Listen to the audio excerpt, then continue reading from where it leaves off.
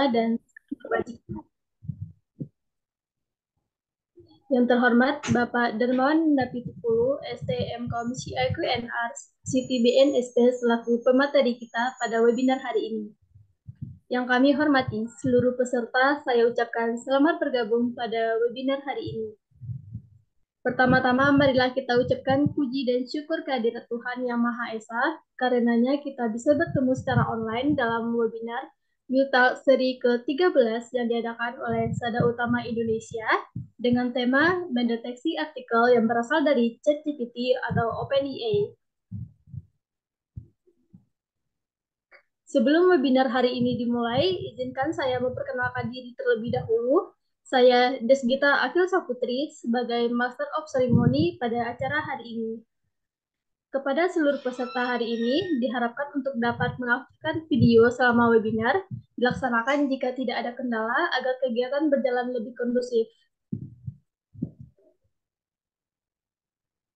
Sebelum kita masuk ke pembahasan materi, saya akan menjelaskan aturan diskusi terlebih dahulu.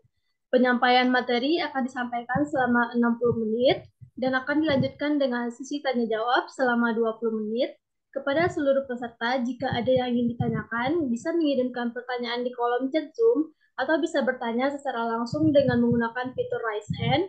Dan dimohon untuk memastikan mikrofon Anda itu selalu dalam keadaan nonaktif atau mute, kecuali jika sudah dipersiapkan untuk mengaktifkan mikrofon demi kelancaran kegiatan webinar hari ini.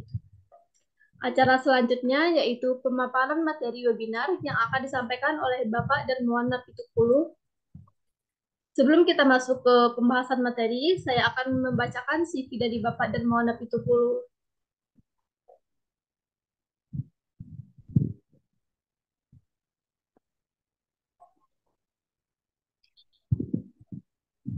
Bapak Darmawan merupakan Doktor Ilmu Komputer lulusan Universitas Indonesia pada tahun 2016.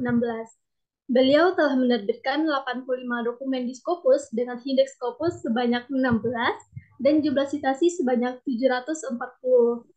Beliau juga telah menerbitkan 152 dokumen di Google Scholar dengan indeks sebanyak 29 dan jumlah citasi sebanyak 3.126.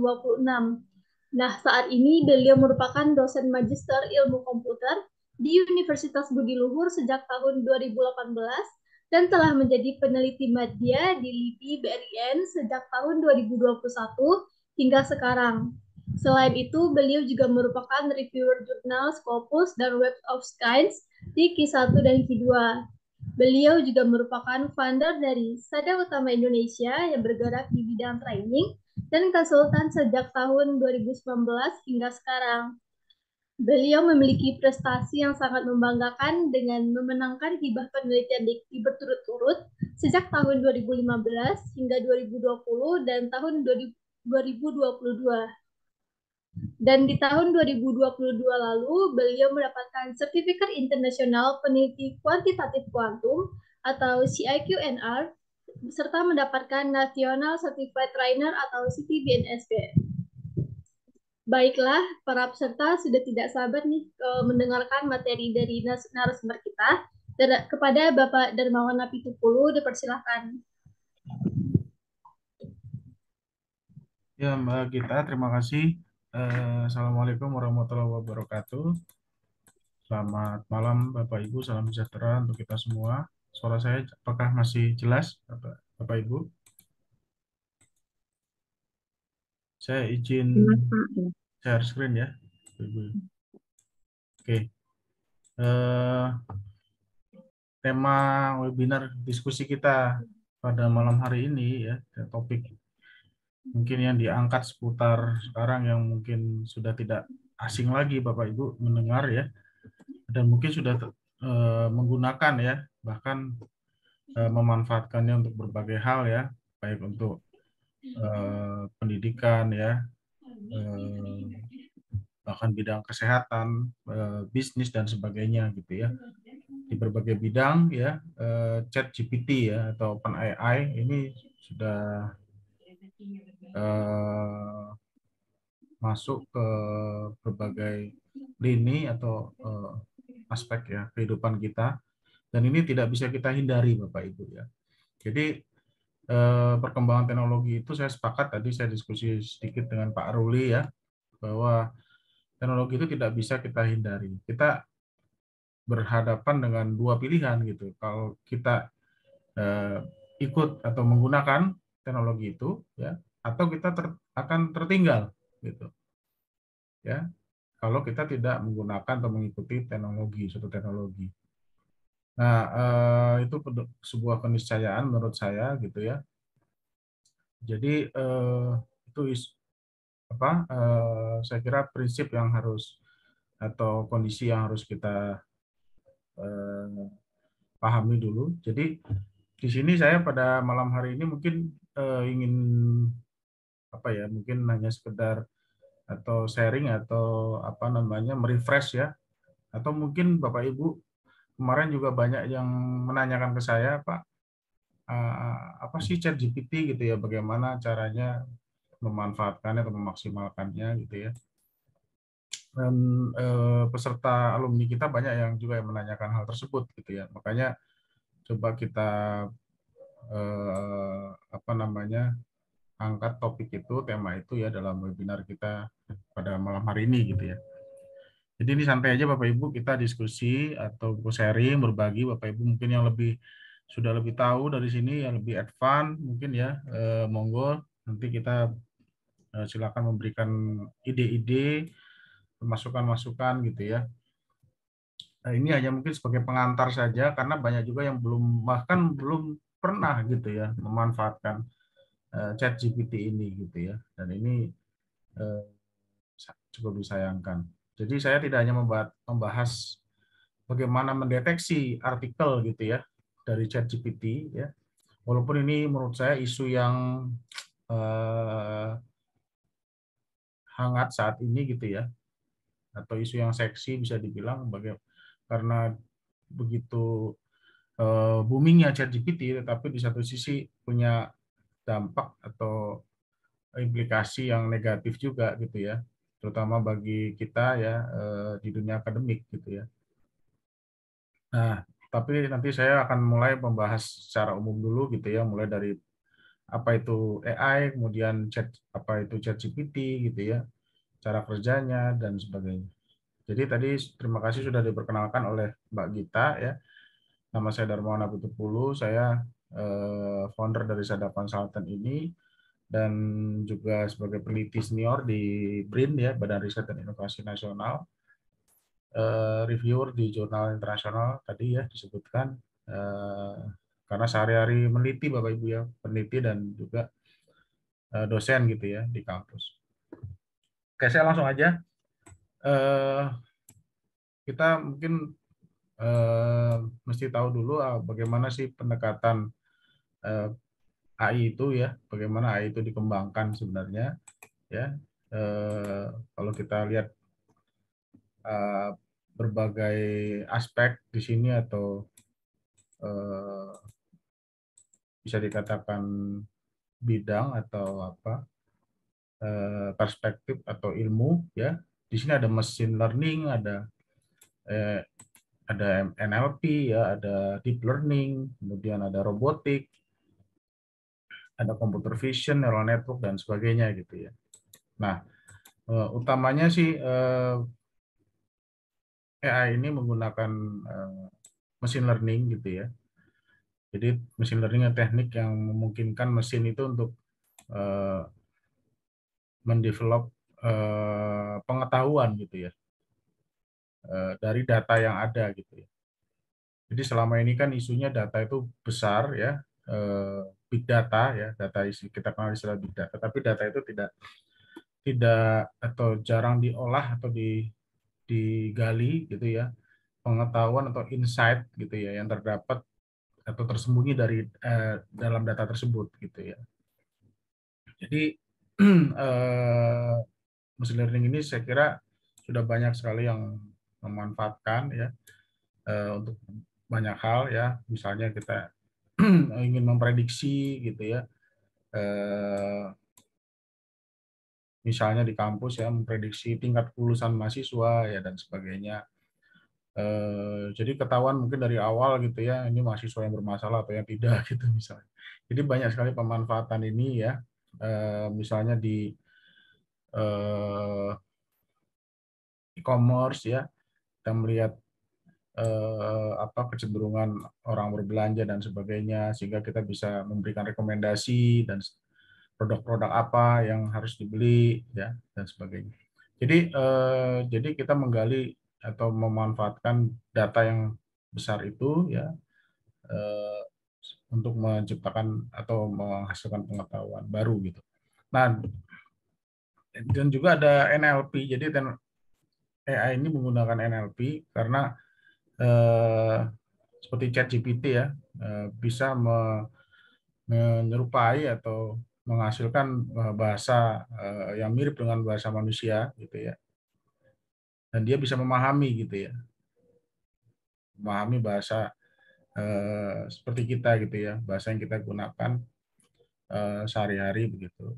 Nah, ini yang NLP ini yang digunakan oleh ChatGPT nanti untuk apa saat ini untuk menghasilkan atau mengenerate gitu ya, konten-konten ya, eh, atau ya pengetahuan tadi ya dalam bahasa manusia gitu ya.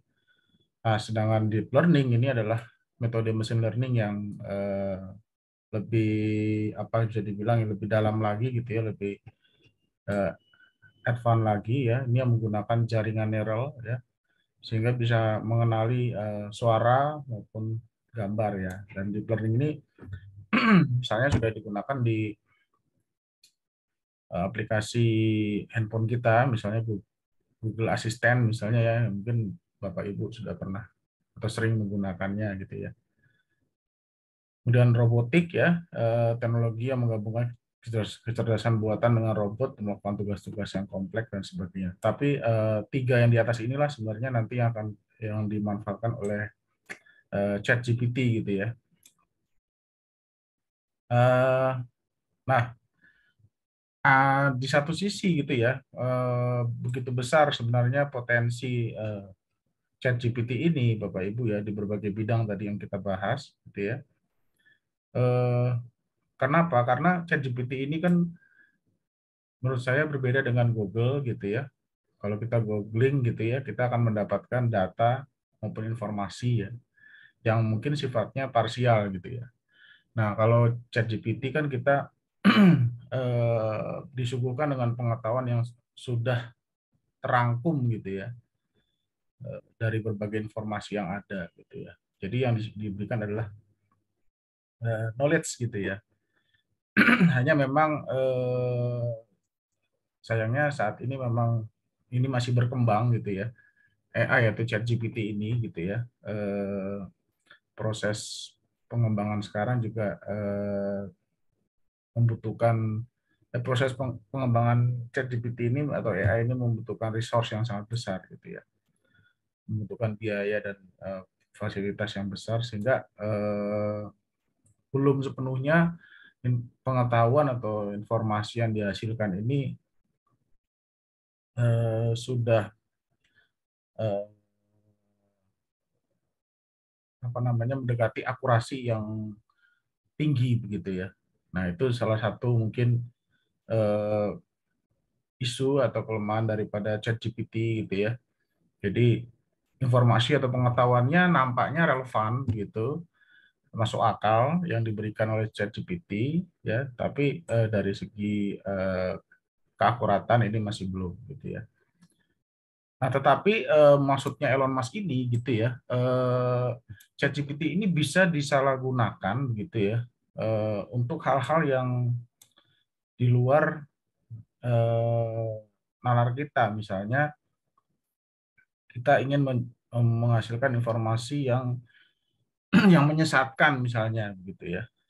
Nah, ini eh, atau kita ingin bahkan menurut ada saya baca apa namanya ChatGPT ini bisa digunakan untuk membuat doktrin atau kitab suci begitu ya, yang bisa apa namanya menjadi suatu aliran agama tertentu nantinya gitu ya.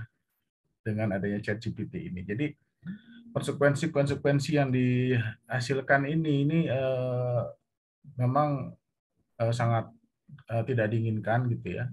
Tapi potensi memang di balik itu ya potensi yang besar ini bisa memang dimanfaatkan untuk hal-hal yang tadi yang berbahaya tadi. Gitu ya. Bahkan kata Elon Musk ini kan AI is far more dangerous than nukes. Jadi maksudnya AI ini lebih berbahaya dibanding nuklir gitu ya Bapak Ibu ya. Kita tahu tenaga nuklir ini kan powernya luar biasa, tapi eh, dengan ChatGPT orang mungkin tidak perlu apa ya mengancam seorang dengan kekerasan, tapi hanya dengan mempengaruhi orang dengan konten-konten atau apa eh, hasil dari luaran dari ChatGPT itu. Gitu ya. Nah, oleh karena itu Elon Musk juga sebagai pendiri ChatGPT ini gitu ya perlu menyampaikan perlu badan pengatur global gitu ya Bapak Ibu ya. Nah ini jadi harus ada yang mengatur atau membatasi penggunaan ChatGPT gitu ya. Bukan membatasi mungkin mengatur lah ya, mengatur ya supaya ChatGPT ini tadi berjalan tidak dimanfaatkan untuk hal-hal yang negatif seperti itu. Seperti contohnya misalnya di universitas saja lah kita udah tahu ya Bapak Ibu kan dosen mungkin ya di sini banyak dosen ChatGPT sudah dimanfaatkan oleh banyak mahasiswa mungkin ya atau di sekolah gitu ya untuk mengerjakan tugas seperti itu. Nah, itu kan fenomena yang sudah banyak terjadi gitu ya. Nah, bagaimana universitas atau perguruan tinggi menghadapi kondisi ini atau menyikapinya ya?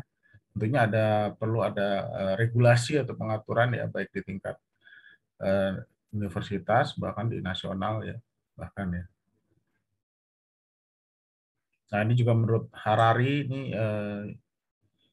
ini seorang peneliti ya sejarawan penulis yang terkenal gitu penulis buku. Jadi dia juga menulis buku tentang bahayanya ini ya AI ini sehingga harus perlu diatur. Nah itu sekilas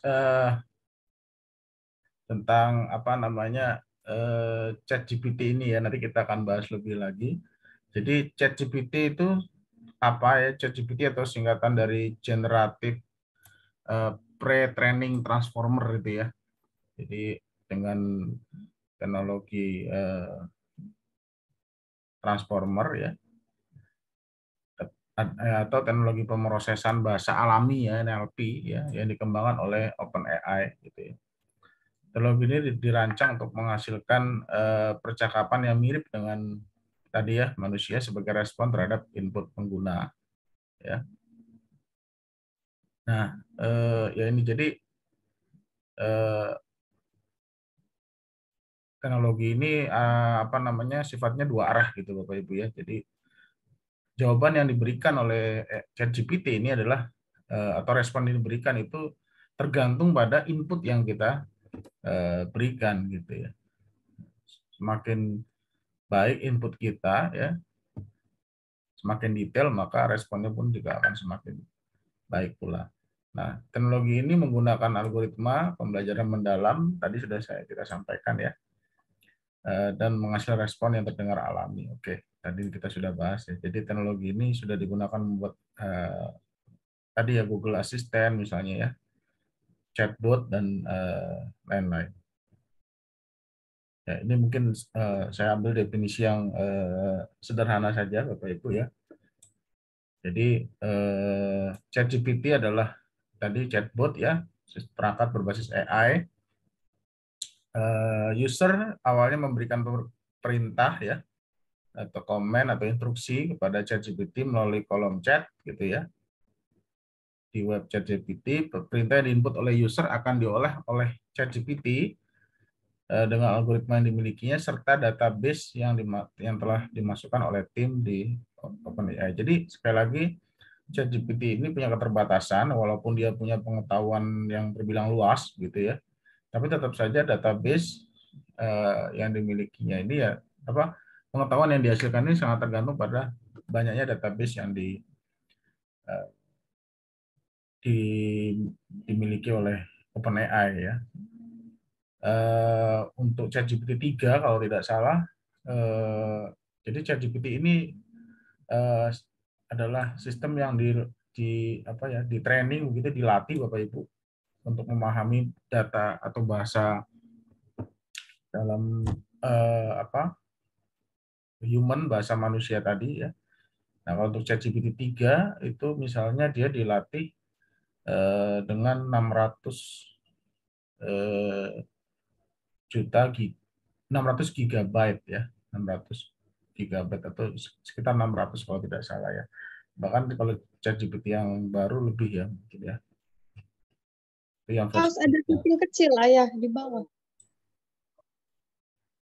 Oke, nah cara kerjanya adalah seperti ini yang tadi saya sampaikan, ada pre-training dan fine tune. Jadi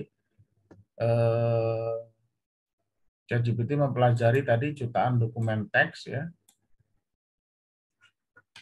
jutaan dokumen teks, kemudian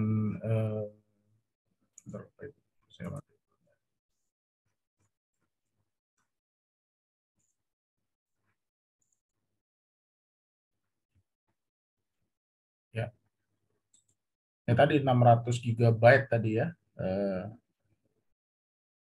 jutaan ya, untuk menjawab pertanyaan dari pengguna gitu ya, dengan menggunakan teknik pre-training. Jadi ada pre-training ini sebenarnya ada merupakan bentuk atau melatih ChatGPT untuk memprediksi gitu ya, apa kata-kata berikutnya yang akan muncul gitu dalam sebuah kalimat gitu ya Bapak Ibu. Jadi ketika Bapak Ibu memasukkan sebuah kata, misalnya kemampuan daripada AI adalah, nah setelah kata itu, setelah adalah itu, ChatGPT akan memprediksi gitu ya, apa kata yang berikutnya yang akan muncul berdasarkan probabilitas yang ada gitu ya, dari data training yang ada yang sudah dilatih ya di dalam mesin tersebut. Nah, setelah itu baru setelah di training tadi, maka ChatGPT mempunyai kemampuan ya untuk memahami atau mempelajari struktur bahasa alami tersebut gitu ya. Jadi mesin ini terus belajar Bapak Ibu gitu ya. Jadi input yang kita berikan itu juga akan menjadi masukan untuk ChatGPT gitu ya. Nah, kemudian input perintah dari pengguna disesuaikan kembali dengan tugas khusus yang ingin dilakukan. Nah, jadi dikembalikan lagi sesuai permintaan. Misalnya Bapak Ibu ingin menanyakan sesuatu hal ya tentang definisi atau konsep misalnya gitu ya. Dia akan kembalikan, atau pengertian misalnya. Atau Bapak Ibu mau membuat sebuah summary dari sebuah artikel misalnya ya, dia akan mengembalikan tadi, maksudnya itu ya, disesuaikan kembali dengan tugas yang diberikan. Nah, tadi sumber data atau teks yang digunakan untuk melatih ChatGPT itu dari berbagai sumber Bapak Ibu ya, dari buku ya. Model ChatGPT menggunakan teks dari berbagai buku, baik fiksi maupun non-fiksi ya, dan referensi akademik, dari berita juga ya, baik yang aktual maupun yang lama, tapi batasnya ChatGPT ini tahun 2021 Bapak Ibu. Walaupun ChatGPT di launching 2022 ya, jadi datanya tahun 2021. Kalau Bapak Ibu menggunakan ChatGPT yang free ya, yang gratis ya. Kalau yang nanti yang berbayar, karena ChatGPT sekarang berbayar Bapak Ibu, ada yang berbayar gitu ya, karena penggunanya mengalami lonjakan ya, waktu diluncurkan November itu kan kurang dari seminggu itu sudah mencapai 1 juta user pengguna ya. Setelah 2 bulan juga berikutnya naik menjadi 100 juta pengguna kalau tidak salah ya. Itu luar biasa memang ya, fenomenal sekali. Makanya karena banyaknya pengguna ini mulai ada versi berbayarnya gitu ya. Nah, situs web ya, berbagai situs web blog, ensiklopedia, forum, situs berita, publikasi ilmiah juga ya, jurnal, makalah, konferensi, dan tesis ya, perbincangan online, ChatGPT, menggunakan teks dari percakapan online di forum media sosial, aplikasi pesan, dan platform lainnya gitu ya. Mungkin kalau untuk data-data yang sifatnya sangat lokal begitu ya, itu mungkin bisa saja di ChatGPT itu tidak apa ya, tercakup gitu ya Bapak Ibu ya. Atau Bapak Ibu ada data hasil wawancara gitu ya, dengan apa namanya, kalau di online sih kayak di medsos itu diambil, tapi kalau wawancara ya yang langsung gitu ya, itu mungkin tidak termasuk dalam ChatGPT ya, atau Bapak Ibu melakukan survei. Jadi memang ChatGPT ini tidak bisa menggantikan serta-merta semua ini ya. Misalnya kalau penelitian ya, jadi tetap kita harus melakukan survei, wawancara juga secara langsung, karena ChatGPT tidak bisa merangkum atau mengenerate data-data yang tidak ada di online gitu ya. Dia hanya di internet saja gitu.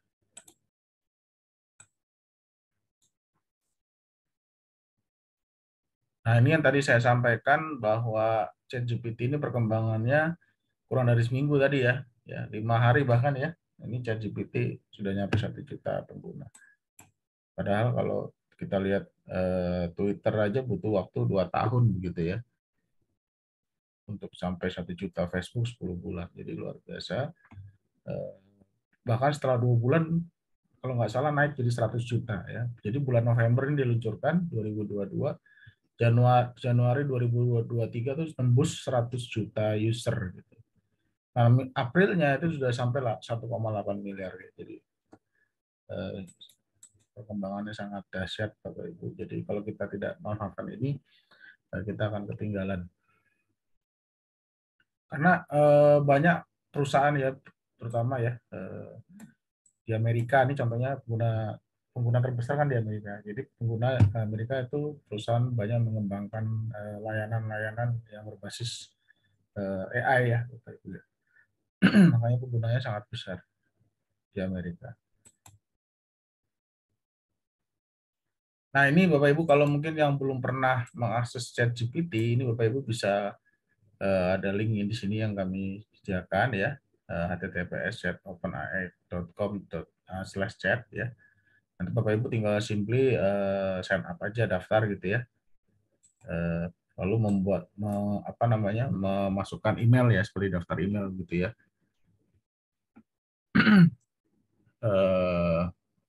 Atau kalau continue with Google kalau sudah punya email Google ya. Tinggal memasukkan passwordnya ya, terus nanti di verify email address-nya ya. Nanti ada link untuk memverify ininya ya, akunnya kita ya. Ya, mudah saja membuatnya, Bapak Ibu silakan bisa langsung, karena ini masih gratis ya. Saya nggak tahu sampai saat ini sih masih gratis ya. Tapi mungkin ya bisa saja beberapa tahun mendatang ini sudah ditutup aksesnya, karena setahu saya untuk melakukan pengembangan ChatGPT ini melatih data training tadi ya, melatih data sebesar itu tuh biaya sangat mahal gitu ya. Jadi mumpung sekarang masih dibuka Bapak Ibu, silakan Bapak Ibu bisa memanfaatkannya ini ya. Mengakses ChatGPT, nah ini kalau sudah punya akunnya tinggal kita login ya. Login kemudian kita masukkan username, email address dan passwordnya ya. Bapak Ibu akan muncul tampilan yang sebelah kanan ini ya. Nah, ini tampilan ChatGPT gitu ya. Apakah di sini ada yang mungkin ya belum pernah mengakses ChatGPT? Mungkin gitu, boleh di raise hand gitu ya. Kalau ada yang belum pernah, karena saya kaget juga kok ada yang belum gitu ya. Karena saya lagi jelaskan kadang-kadang di sebuah workshop gitu ya. Oh, apa itu Pak ChatGPT gitu ya? Wah, gitu. Belum tahu gitu ya. Nah ini, tapi kayak saya kira sih sudah banyak yang inilah sudah pada tahu semua ya, Bapak Ibu bahkan sudah sering mencoba mungkin ya. Nah, kalau kita peneliti ya, dosen ya, mahasiswa ini kan pasti ini hal yang eh, sudah lumrah apa sudah biasa atau sangat dekat ya dengan kita. Nah, contoh penggunaan ChatGPT Bapak Ibu bisa buka di platform ini, alamat sebelah kanan ini saya kasihkan bawah sini ya Bapak Ibu.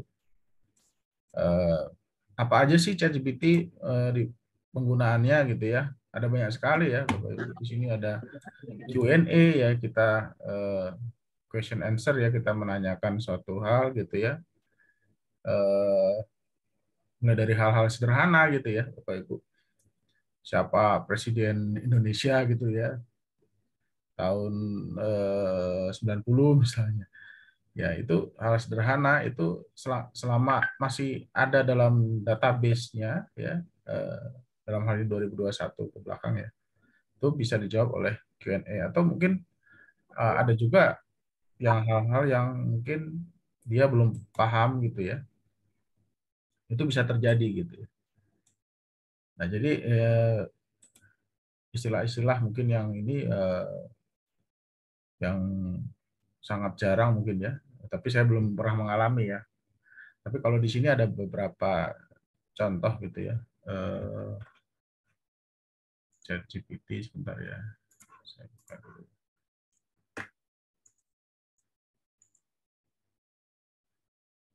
Misalnya Bapak Ibu tanya bagaimana cara kerja sebuah teleskop gitu ya.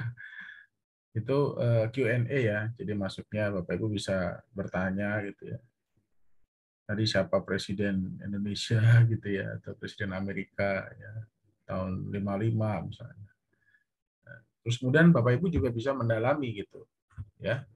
Nah, ini hebatnya ChatGPT ya. Jadi kita bisa menggali ya, karena dia tadi itu ya, dia punya mesin learning Bapak Ibu. Dia bisa menggali lebih dalam lagi. Misalnya tadi Presiden Amerika di tahun 55 itu Eisenhower misalnya gitu ya.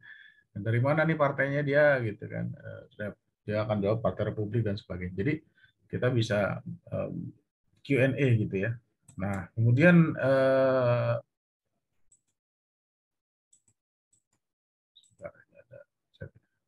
materi ya, materi nanti dibagikan ya.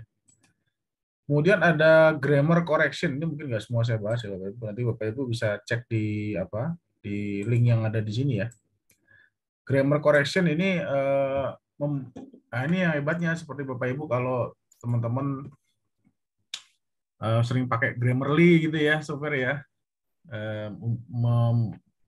memperbaiki grammar ya dalam bahasa Inggris. Nah ini bisa dilakukan di sini gitu ya.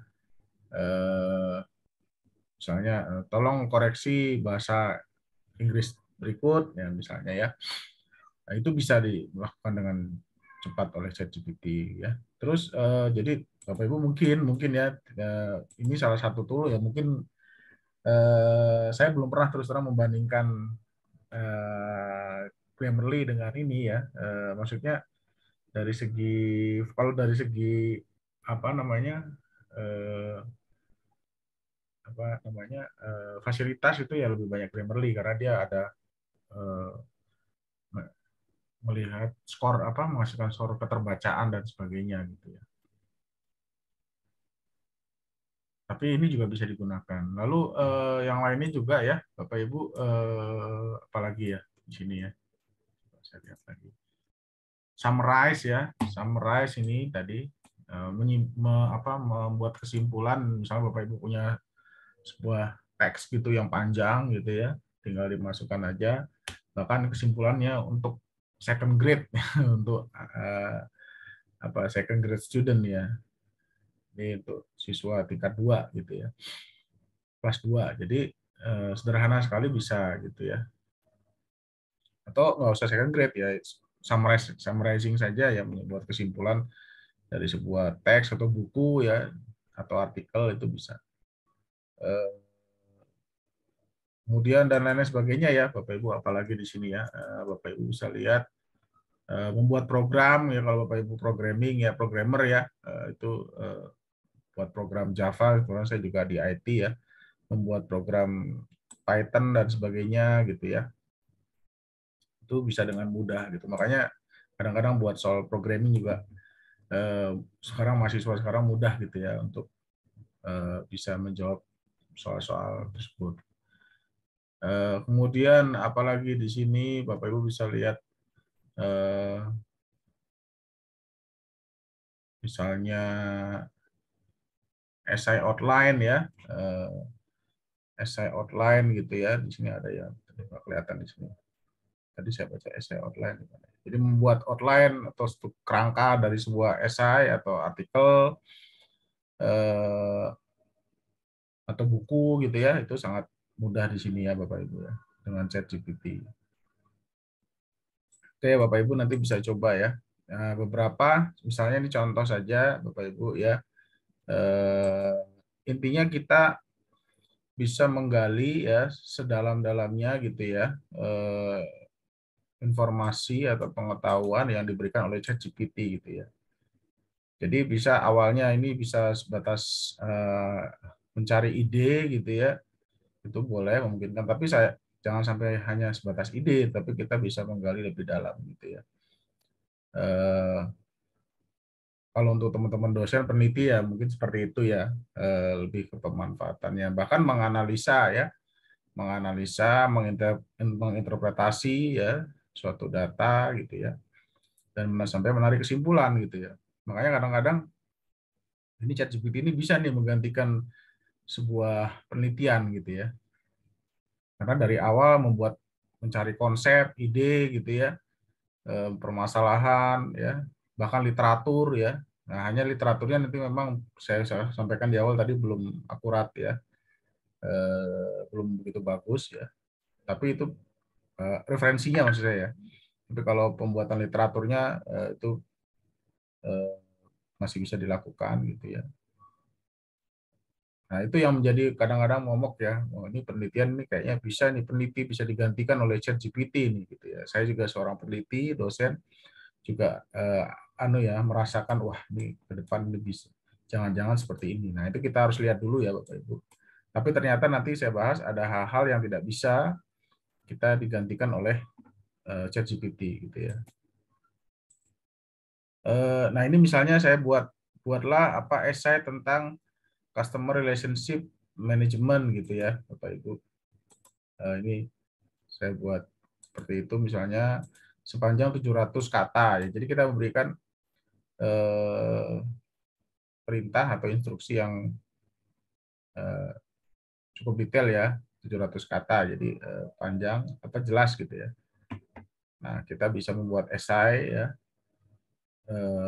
sesuai dengan, dan saya cek tadi 699 kata di jumlahnya ya. Pas ya, jadi benar 700 kata. Tepat gitu ya. Kurang dari 700 kata gitu ya. Nggak lebih gitu ya. 699. Oh, nggak tepat juga sih, kurang satu ya mulai. 699 gitu ya. Berikan 10 ide topik penelitian. Nah, Bapak Ibu misalnya bingung dengan mencari topik penelitian yang ada punya gap atau novelty ya, ini Bapak Ibu bisa menanyakan ke ChatGPT gitu ya, dan jawabannya sih relevan ya, masuk akal gitu ya. Walaupun nanti kita perlu mendalami lagi gitu ya Bapak Ibu. Dan ChatGPT juga kalau yang secara umum sih masih apa, jawabannya masih umum ya sebenarnya ya, belum terlalu spesifik sekali ya. Dan ini jadi kelemahan dari ChatGPT, kecuali yang berbayar ya, berbayar itu agak lumayan. Tapi kalau yang ini masih relatif umum, tapi paling tidak membantu ya, membantu kita mendapatkan ide-ide atau wawasan atau pengetahuan gitu ya.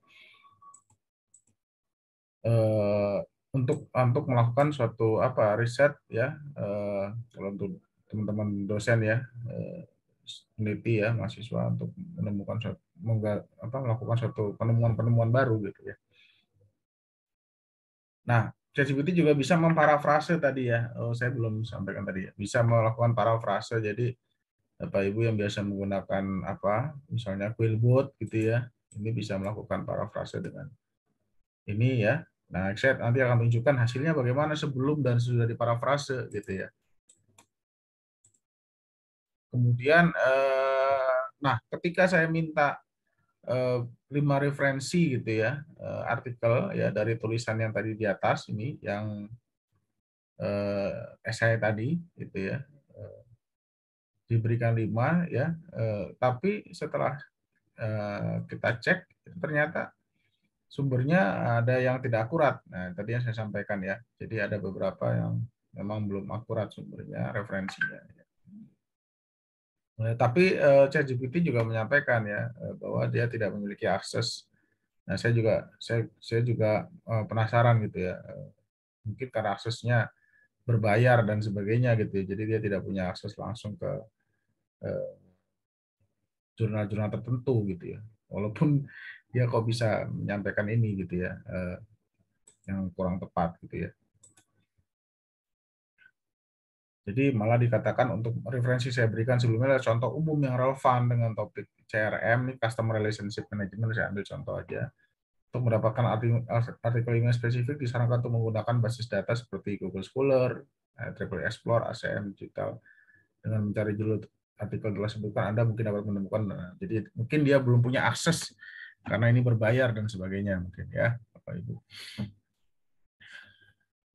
Oke, jadi itulah beberapa contoh saja yang singkat. Nanti Bapak Ibu bisa ekspor lagi ya.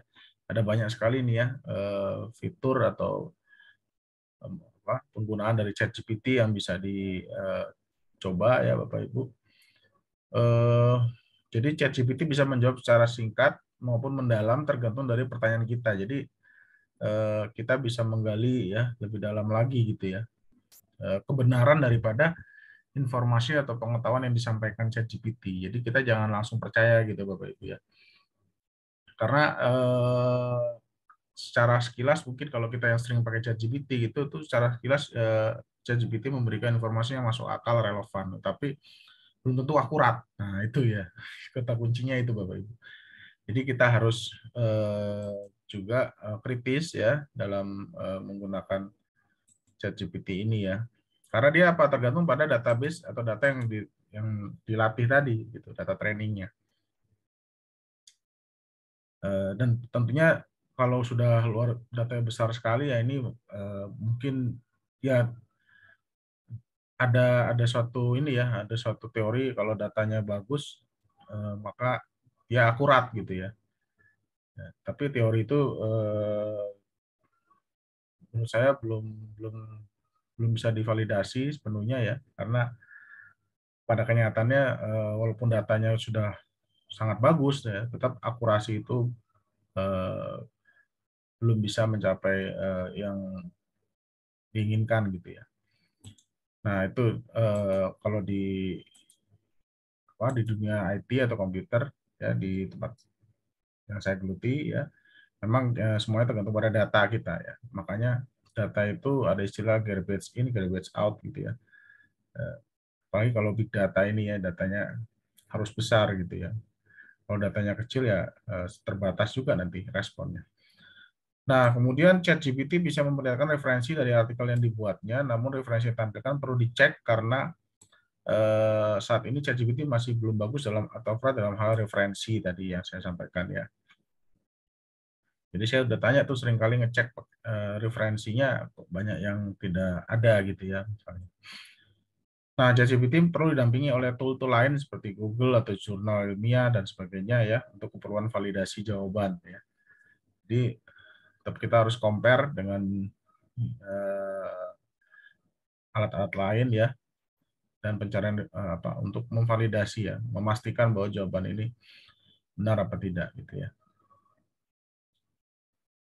Nah, implikasi positif di ranah akademik ya. Nah, kita bisa masuk ke ranah akademik. Jadi sebenarnya tadi kita sudah bahas yang bisa memberikan ide-ide gitu ya, memberikan wawasan gitu ya. Atau memperluas istilahnya intelijensi manusia ya dalam memproses dan memahami jumlah informasi yang besar gitu ya. Jadi ada istilah sekarang katanya bukan sulit mencari informasi ya saat ini ya. Justru memahaminya itu yang susah, gitu ya. Ya. Memahami jumlah informasi yang begitu besar itu yang dan banyak juga informasi yang tidak relevan atau yang tidak sesuai dengan yang kita perlukan sebenarnya. Jadi memilah-milih itu yang menurut saya tugas sekarang yang berat yang kita harus lakukan. Nah, ChatGPT itu membantu kita sudah menyaring informasi yang benar-benar relevan dengan apa yang kita butuhkan, gitu Bapak Ibu. Jadi kan luar biasa, makanya penggunanya ChatGPT langsung booming sekali karena tadi itu dia bisa membantu kita yang kita terbatas sekali manusia memproses data ya paling kalau sebagai dosen atau peneliti kita baca paper gitu ya paling 1-2 per hari. Nah, bagaimana kita harus mengolah ribuan artikel dalam waktu yang lebih cepat? Nah, nggak mungkin kita. Jadi kita disuguhkan dengan informasi yang cepat ya atau instan dalam tanda kutip tadi ya.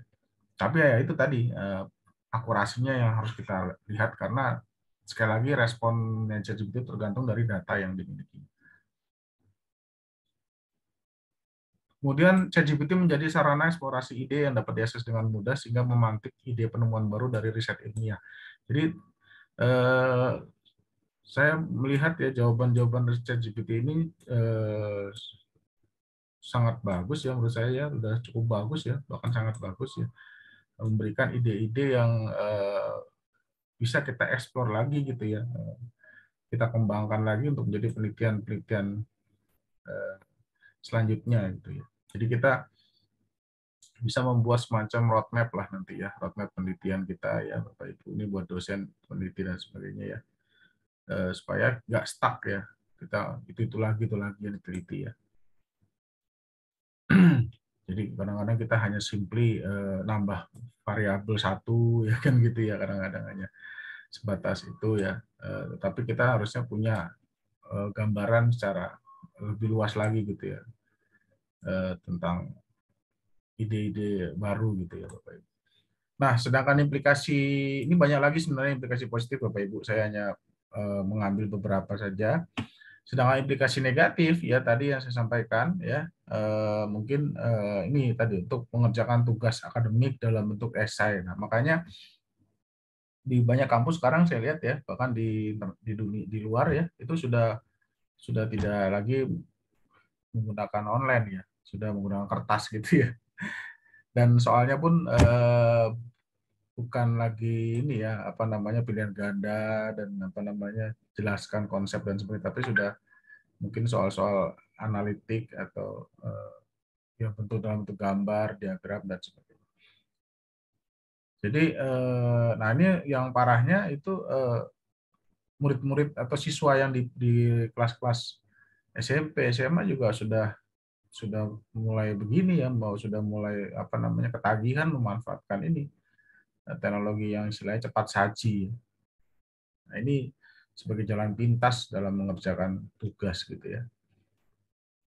Nah, tidak hanya mahasiswa, tentunya dosen juga ya dalam membuat. Saya dengar ada dosen yang membuat artikel ilmiah bahkan buku ya langsung dari ChatGPT begitu ya, isinya semua dari ChatGPT. Nah itu menurut saya itulah kemudahan yang ditawarkan. Apakah itu negatif? Iya, karena itu tidak, kalau kita hanya copy paste itu berarti kemampuan berpikir kita atau kreativitas kita itu seolah-olah apa ya, kita tidak berkembang gitu ya Bapak Ibu. Kalau kita hanya mengcopy atau mengambil begitu saja apa yang diberikan oleh ChatGPT. Nah, peneliti dapat mengarang teks ilmiah tadi yang saya sebutkan sebagian bila tidak seutuhnya dan luput dalam radar alat pendeteksi. Nah, memang kalau kita pakai plagiarism checker gitu ya, nanti saya sampaikan saya coba gitu ya, nggak kedetek tinggi ya, cukup rendah gitu ya similarity-nya. Bahkan oleh peer review apalagi ya, kalau kita nggak biasa peer review atau apa namanya editor tidak terbiasa, editor jurnal itu tidak terbiasa, atau tadi yang dari BMKG mungkin sebagai atasan tidak terbiasa menggunakan ChatGPT, mungkin laporan yang dihasilkan oleh stafnya ya dikiranya buatan dia gitu, ya kan, di kantor misalnya gitu ya, suruh bikin laporan kegiatan gitu ya, itu mudah sekali dengan ChatGPT. Ya, buatlah laporan kegiatan pelatihan ini gitu. Dia langsung bikin segala. Seolah-olah ini kegiatan laporan yang dibuat oleh manusia, padahal bukan. Begitu juga artikel jurnal ya, kalau di di jurnal dilihat oleh editor ya, kalau yang belum terbiasa. Nah, ciri-cirinya memang kalau artikel yang dihasilkan ChatGPT Bapak Ibu ya, walaupun ini mungkin belum ya, kalau ini pengalaman saya gitu ya, ChatGPT itu cenderung konstan gitu ya, tidak random, tidak acak. Jadi misalnya panjang makalah paragrafnya itu cenderung konstan gitu ya. Nah, kalau manusia beda, agak random ya. Karena tiba-tiba ada paragraf yang panjang, ada yang pendek gitu ya. Misalnya dari panjang paragraf gitu ya. Panjang kalimatnya gitu ya. Kalau itu cenderung dia tidak random ya, tidak acak gitu. Dan cenderung monoton seperti itu ya. Jadi kalau kita udah pengalaman mungkin kita tahu ini dari ChatGPT ini. Dan suka ada kesalahan-kesalahan kecil gitu yang sering kita temukan di ChatGPT. Nanti akan kita bahas ya, Bapak. Nah, jadi untuk akademik gitu ya, untuk universitas misalnya ya, perlu kebijakan terkait integritas ini ya, saya kira ini perlu ya, seperti tadi yang dibilang Elon Musk ya, perlu ada kebijakan yang mengatur. Tapi mengaturnya ada dua pilihan. Pertama, universitas menganggap ini adalah bentuk pelanggaran sehingga melarang gitu ya. Nah, di luar ada seperti ini di luar negeri, misalnya di Australia, di Sydney kalau tidak salah, itu dilarang, itu dianggap sebuah kecurangan begitu. Tapi kalau yang kedua, penggunaan ChatGPT diperbolehkan dengan persyaratan tertentu. Misalnya kalau misalnya pakai ChatGPT harus disampaikan ya, dijelaskan bahwa saya menggunakan ChatGPT gitu, untuk membuat sebuah tulisan misalnya. Jadi harus jelas ini yang pertama atau yang kedua. Tapi kalau yang pertama ini tentunya potensi daripada AI ini tentu akan sayang ya tidak dimanfaatkan ya kalau yang pertama ini. Tapi kalau yang kedua ini masih bisa dimanfaatkan asal gitu ya, kita jujur mengakui kalau ini adalah bantuan dari alat bantu tool ya, ChatGPT. Nah, kejelasan batasan inilah yang menjaga koridor praktik penulisan akademik di masa mendatang. Nah, ini ragam implementasi tadi yang saya sampaikan, ada yang melarang, ada yang wah bagus ini masuk dalam kurikulum misalnya ya. Jadi nanti misalnya membuat tugas itu boleh pakai ChatGPT, tapi nanti diskusikan lagi apa nih dikembangkan lagi gitu ya, dianalisa lagi yang dari ChatGPT-nya. Mungkin dilihat lagi kelemahan-kelemahan ChatGPT-nya apa gitu. Jadi nggak masalah, bisa saja seperti itu gitu ya. Karena kita nggak bisa mungkiri kalau ChatGPT ini bermanfaat untuk melakukan riset awal dari suatu topik gitu kan. Yang tadi kita sampaikan mencari ide-ide topik gitu ya, yang kita bisa kembangkan nantinya. Jadi selama penulis menginformasikan itu, menjelaskan bahwa menyampaikan kalau kita menggunakan ChatGPT itu ada beberapa pihak itu membolehkan. Nah, banyak pihak lah maksudnya. Nah, ChatGPT sebagai author, nah ini fenomena juga Bapak Ibu. Silakan ya kalau ada yang mau di chat nanti ditanya di kolom chat aja. ChatGPT sebagai author ini muncul ya di Scopus ya Bapak Ibu ya. Ada 3 artikel ini ya. ChatGPT sebagai tokoh autor lah ya. Dia bukan penulis pertama sih. Ya. Nah ini artinya apa? Elsevier, jurnal yang penerbit yang ya bereputasi ya Bapak Ibu ya, itu telah membolehkan gitu ya ChatGPT itu sebagai penulis gitu ya. Ini kejadian yang fenomena menurut saya perlu dicermati gitu ya. Padahal nanti kontradiksi dengan aturan yang ada dari Elsevier itu gitu ya. Ini terbitnya di Nurse Education in Practice ya, Trindex Scopus ya. Ini yang 2 ini di Iraqi Journal of Computer Science and Mathematics gitu. Saya telusuri ternyata di jurnal ini. Padahal ChatGPT adalah sebuah tool Bapak Ibu gitu ya, sebuah alat. Tapi kok dijadikan sebagai penulis. Nah, ini kan sebenarnya yang kontradiksi ya Bapak Ibu ya.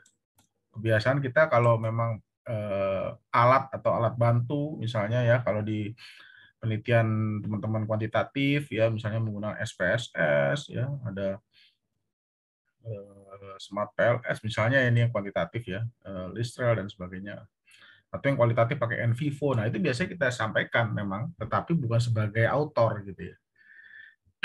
Nah, padahal di ini aturan etikanya Elsevier, kriteria itu harus ada 4 kriteria ya yang harus dipenuhi kalau dia ingin sebagai autor. Pertama, masalah kontribusinya gitu ya. Kedua, drafting ya. Yang ketiga, approval. Nah, dan yang keempat adalah agreement. Agreement untuk to be accountable, maksudnya bertanggung jawab terhadap konten atau isi ya, atau kontribusi makalahnya. Nah, mungkin yang ke satu kedua ini masih bisa lah ya ChatGPT, karena dia memberikan kontribusi tadi ya, memberikan ide-ide, konsep,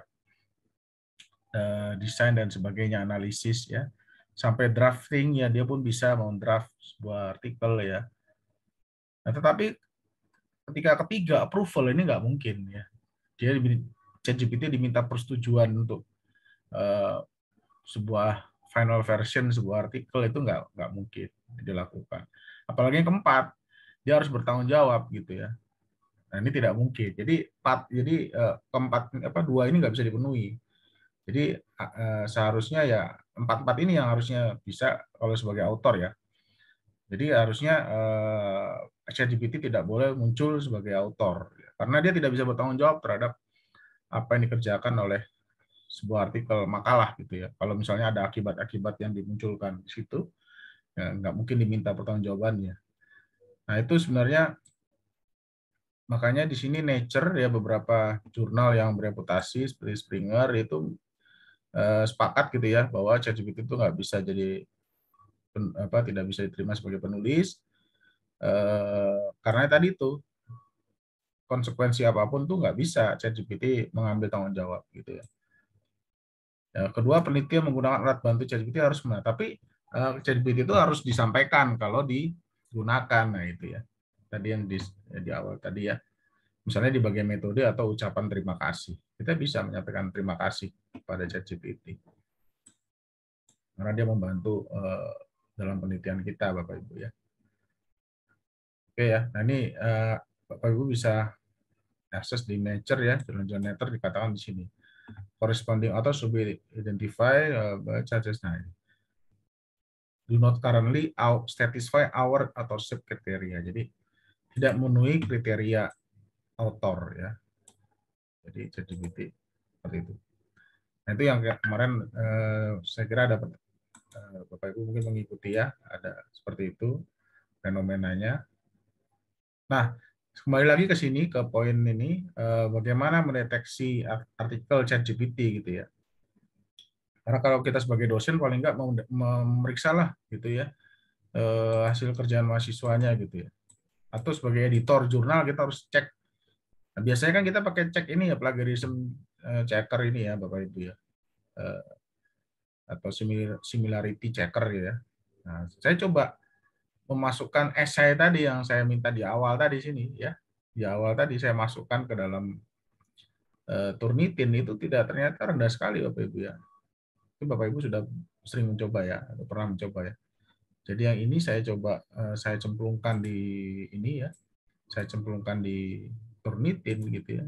Hasilnya hanya terdeteksi 10% gitu ya. Ya, hanya 10% Bapak Ibu. Jadi ya bisa dikatakan ini tidak terdeteksi sebagai plagiar similar atau plagiarisme gitu ya. Karena umumnya rata-rata kan walaupun tidak ada patokannya ya Bapak Ibu ya. Tapi kebanyakan kita biasanya di atas 20% itu yang dianggap indikasi plagiarisme gitu. Nah, ketika saya memparafrase, tadi saya sampaikan ya, kita bisa melakukan parafrase atau mengubah susunan kalimat ini ya dari yang awal jadi berbeda gitu ya, sama sekali berbeda dia mampu Bapak Ibu ChatGPT ini. Mungkin Bapak Ibu menggunakan biasanya Quillbot gitu ya Bapak Ibu ya. Nah, ini pakai ChatGPT aja bisa gitu ya. Dan dia jadi turun 7% ya, setelah diparafrase. Gitu ya. Artinya efektif ini. Ya. Nah, itu Bapak Ibu ya. Jadi, tapi sepengetahuan saya, Turnitin ini sedang mengembangkan memang alatnya ini untuk bisa mendeteksi ChatGPT atau OpenAI, Bapak Ibu. Ya, masih dalam proses, mungkin dalam pengembangan ya. Jadi, nah, ketika saya coba menggunakan alat yang lain, Bapak Ibu, ternyata banyak sekali alat yang lain ya. Ini ada beberapa tool yang saya coba ya. Pertama adalah OpenAI Text Classifier ya. Bapak Ibu nanti bisa coba di sini ya. Platform OpenAI Classifier ya, ini linknya ya. Nah, ini Bapak Ibu bisa bisa masukkan teksnya di sini ya. Saya coba masukkan tadi ya teksnya di sini ya. Tapi ini ada kondisi dulu ya yang harus diperhatikan, bahwa ini minimal 1000 karakter ya ini kalau AI text classifier ini. Antara 150 sampai 250 kata ya. Nah, dikatakan declassifier tidak selalu akurat ya. Jadi memang sekali lagi alat-alat yang ada sekarang memang bisa dikatakan belum 100% Bapak Ibu mencapai akurasi. Kalau Turnitin kita kan dan sebagainya, misalnya tiket dan sebagainya kan sudah bagus sekali gitu ya. Tapi kalau yang untuk ChatGPT ini belum bisa dikatakan bagus ya. Saya sudah mencoba beberapa tool gitu ya. Mungkin Bapak Ibu nanti ada masukan, ada tool yang bagus lagi gitu ya. Monggo Bapak Ibu. Jadi ini dia bisa terjadi miss ya antara AI atau human ya. Kemudian nah classifier juga ini akan salah kalau teksnya itu ditulis oleh anak-anak dibilang dan bukan bahasa Inggris. Nah, ini juga nanti kita lihat ya, kalau bahasa Inggris misalnya bahasa Indonesia itu berapa nanti hasilnya, akan berbeda. Jadi memang ini ditujukan untuk konten yang ditulis oleh orang dewasa gitu ya. Jadi punya kelemahan juga ini ya alat ini. Nah, ketika kita masukkan yang tadi, ternyata dia menentukan atau menghasilkan kesimpulan bahwa ini possibly AI generated gitu ya. Nah, itu. Possibly itu mungkin ya, kemungkinan ya. Tapi di sini ada 4 kategori memang ya yang dikategorikan dibuat oleh AI text classifier ini. Ada very unlikely, yang paling rendah. Artinya kalau very unlikely berarti ini kemungkinan besar dibuat oleh manusia ya. Unlikely seperti skala Likert lah gitu ya.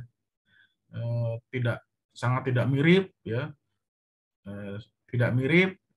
Nah, ini yang di tengah-tengah gitu ya.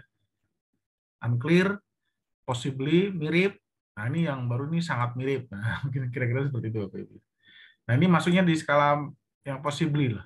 Ya, ini udah lumayan bagus nih, bisa mendeteksi kalau ini possibly ya. Nah, Bapak Ibu bisa contohnya, tapi sekali lagi ya, alat ini sifatnya melengkapi Bapak Ibu ya. Jadi nggak bisa, tadi kan sudah diklaim ya bahwa ini bisa terjadi miss ya. Jadi sarannya kita cek dengan menggunakan beberapa alat yang lain ya. Kita cek juga dengan menggunakan tool yang lain ya. Kemudian ini misalnya tool OpenAI GPT-2 ini ya. Nah, kita masukkan di sini ya. Yang alat yang ini ternyata kalau yang bahasa Inggris ya saya bedakan nih, bahasa Inggris yang di kiri, bahasa Indonesia yang kanan gitu ya. Jadi ini bahasa Inggris yang ini, bahasa Indonesia yang kanan. Nah, ini ternyata ada berapa? 52%, 50,91%, 19 ya harus salah ya. Jadi 50% lebih lah ya. kemungkinan teks ini di bahasa Inggris ini dibuat menggunakan ChatGPT. Ya. Dia bisa lumayan ini mendeteksi. Sedangkan 47%-nya dianggap ini buatan manusia. Nah, ya. Jadi masih jauh sih dari akurat ya Bapak Ibu ya. Padahal udah jelas-jelas teks ini kita create dari ChatGPT tadi ya. Sedangkan kalau bahasa Indonesia lebih parah lagi, nggak bisa dia. Ya. Istilahnya gagal total ini ya. Bahkan dibilang ini dia hampir 100% dianggap ini buatan manusia ya. Real ya. Dianggap ini real. 90, sedangkan yang 0,02% dianggap ini palsu atau buatan AI. Jadi memang lebih banyak bahasa Inggris Bapak Ibu ya yang dipakai oleh alat-alat ini ya. Bahasa Indonesia kurang jauh dari akurat lagi gitu ya. Padahal ini saya bikin tadi pakai ChatGPT juga teksnya yang Indonesia gitu. Oke, ini sekedar ini aja perbandingan aja Bapak Ibu ya. Tapi kita harus cek lagi ya dengan OpenAI text classifier dengan GPT-2, lalu di sini ada lagi GPT-0. Nah, GPT-0 ini malah cukup berhasil ini. Dia bisa dideteksi kalau ini adalah teksnya buatan dari AI gitu. Ya. Tapi sekali lagi yang bahasa Inggris ya. Sedangkan kalau yang bahasa Indonesia itu lolos ya. Jadi dilihat di sini teksnya buatan manusia gitu ya. Padahal ini buatan AI juga gitu ya. Jadi sekali lagi yang bahasa Indonesia belum bisa bagus deteksi oleh alat-alat ini. Ya. Tapi kalau bahasa Inggris tadi dia mampu bisa mendeteksi kalau teks ini adalah secara keseluruhan lah dibilang ya, likely to be written entirely ya, jadi by AI. Kemudian, nah yang ini writer AI content detector tadi ada berapa tadi? Ada 4 ya. Nah, ini malah kurang bagus ya hasilnya. Ternyata ini adalah disebutkan dinyatakan sebagai human generated content gitu ya, 91%. Padahal ini adalah chat dari konten teks dari AI ya. Jadi ini kurang bagus ini writer AI ini belum bisa ya. Apalagi yang bahasa Indonesia ya. Ini malah dibilang 100% buatan manusia gitu ya. Padahal ini adalah buatan AI.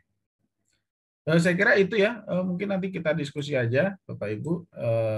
Ini kita nanti rencananya memang ada kegiatan workshop juga ya untuk riset improvement lah ya, pengembangan atau peningkatan kualitas penelitian dengan ChatGPT ya. Direncanakan nanti dalam waktu yang dekat ya, tidak terlalu lama ya. Bapak Ibu nanti mungkin yang berminat bisa ikutan dalam workshop kami gitu ya. Jadi peningkatan kualitas penelitian gitu ya dengan ChatGPT gitu, atau nanti ada lagi ini berdasarkan request peserta ya, karena kita sering mengadakan workshop sistematik literatur review Bapak Ibu. Nanti mungkin ada workshop juga systematic literature review dengan ChatGPT. Nah, ya, nanti kita akan coba create ya Bapak Ibu ya. Nah, ini ada masukan juga dari peserta ini. Jadi silakan kalau ada masukan lagi workshop apa yang kita perlu ini berdasarkan kebutuhan dari Bapak Ibu semua ya. Silakan. Baik, mungkin itu aja Mbak Gita, saya kembalikan.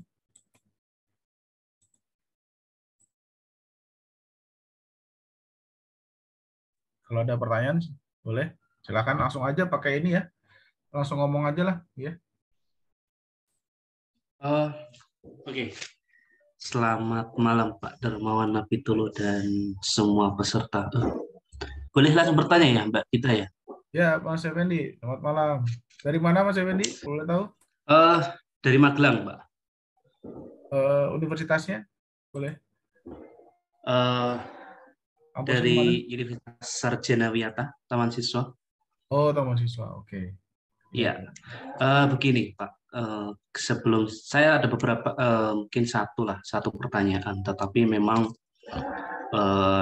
saya sedang ada beberapa penelitian tentang ChatGPT.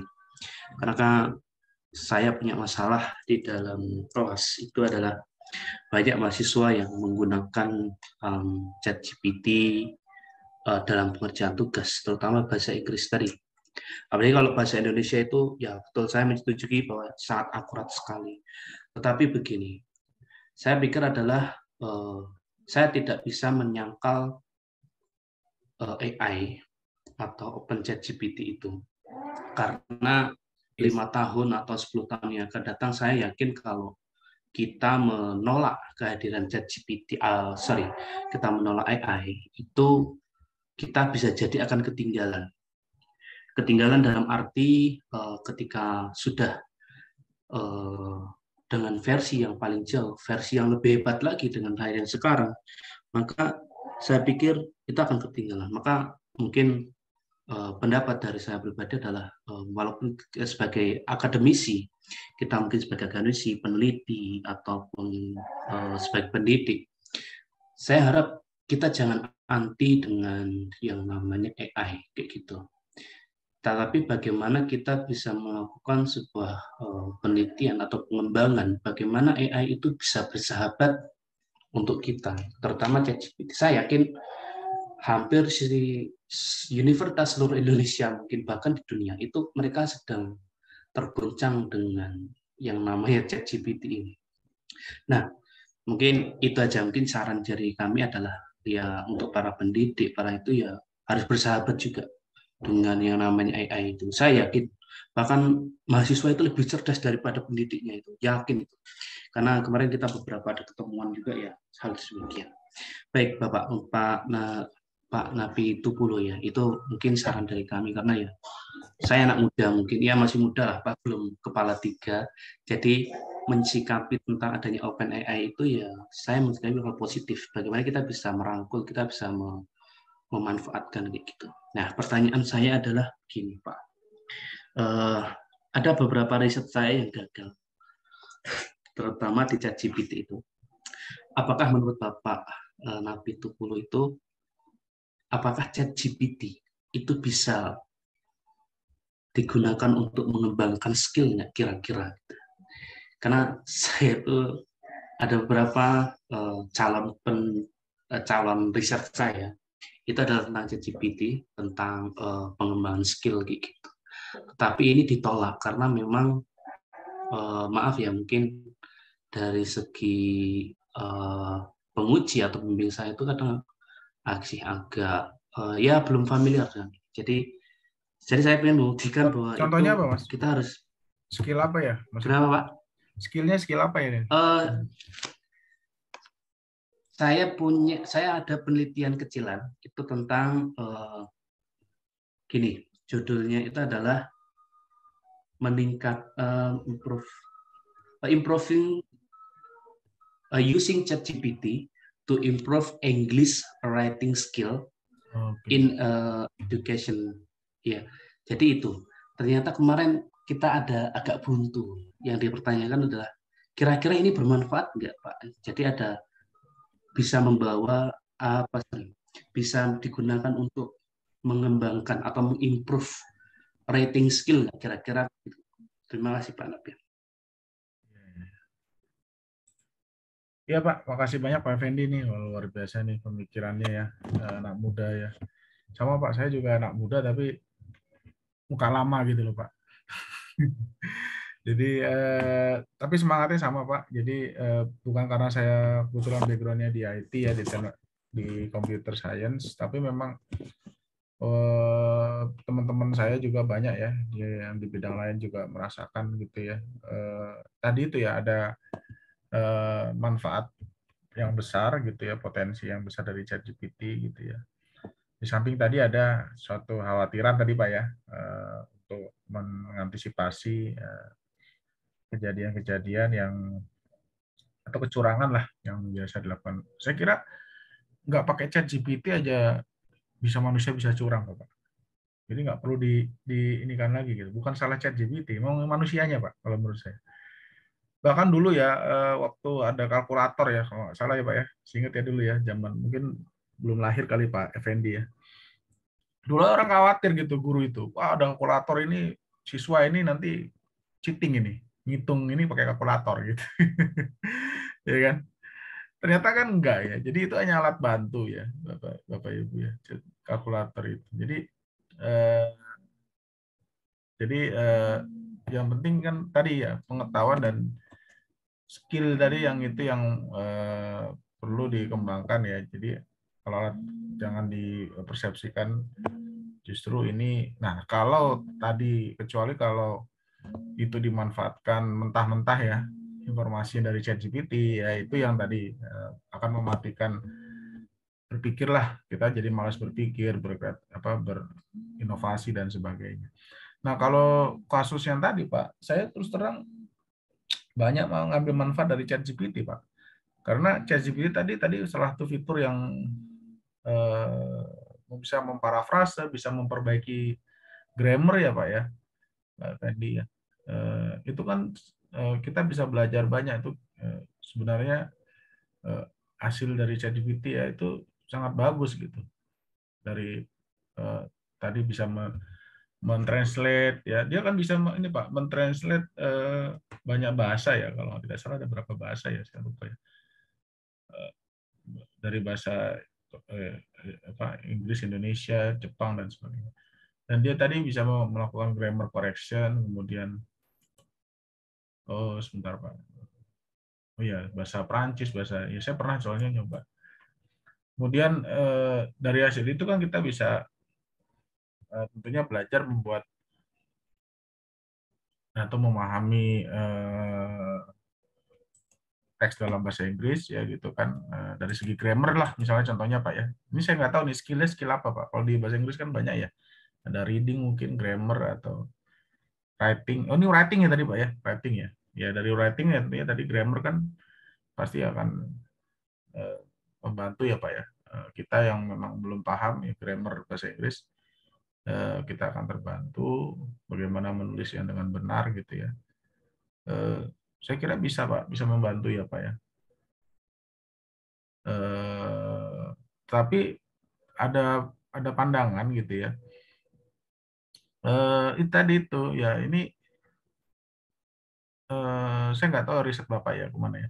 Tool-tool itu kan apa ChatGPT ini sebagai tool. Jadi ada pandangan kalau tool ini ya dipakai aja, digunakan aja gitu ya. Tetapi tergantung ini Pak, tergantung kita mau menggunakan sejauh mana. Kalau hanya sekedar saya hanya mau mentranslate aja sebuah dokumen gitu ya, terus saya ya udah saya pakai aja. Tapi kalau kita mau mendalami lagi itu mungkin itu hal yang lain. Kalau untuk skill-skill lain Pak, saya pernah misalnya mencoba NVivo Pak. NVivo aja ya. Kita bisa tanya ke ChatGPT bagaimana cara menggunakan mengoptimalkan sebuah software NVivo gitu ya. Itu kita akan diberikan ini Pak masukan-masukan gitu ya.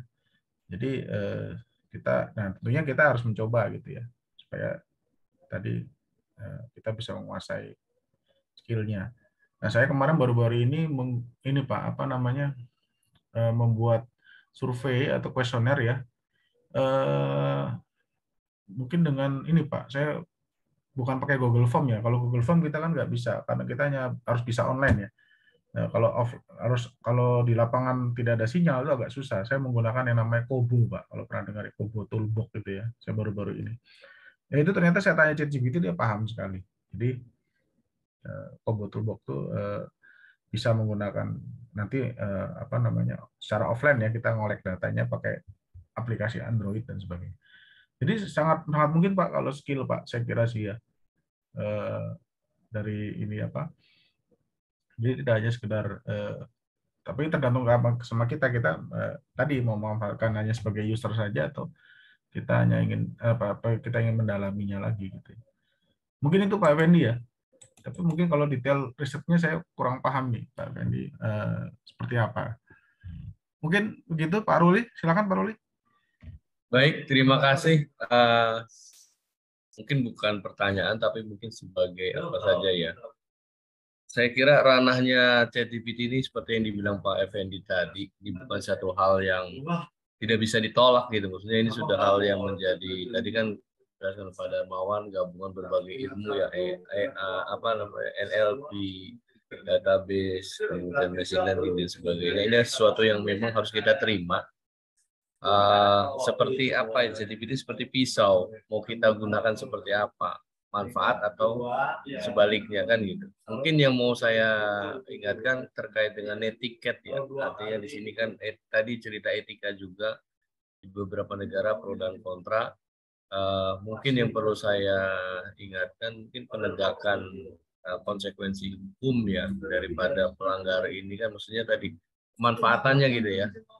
Kalau sesuatu itu dimanfaatkan lebih positif seperti dijelaskan Pak Darmawan tadi, ini akan sangat berdampak positif. Saya juga setuju ChatGPT itu bukan hal yang tabu ya, malah mungkin menambah hasanah buat tim saya juga, membantu mengembangkan wawasannya. Namun mungkin juga di situ perlu diatur ya, perlu dietikakan bagaimana informasi ini bisa lebih optimal, tidak hanya mentah-mentah kita memanfaatkan ChatGPT itu.